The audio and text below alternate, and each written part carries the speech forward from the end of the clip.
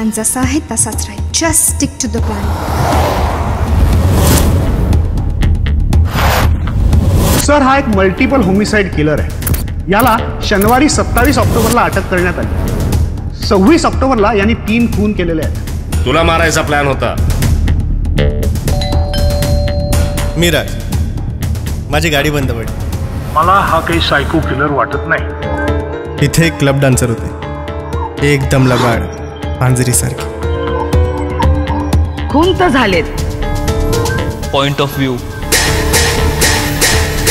हे सगळं जे काय मिलिंदनी सांगितलं ते एखाद्या कादंबरीच्या प्रसंगासारखं वाटतं. किंबहुना असेल.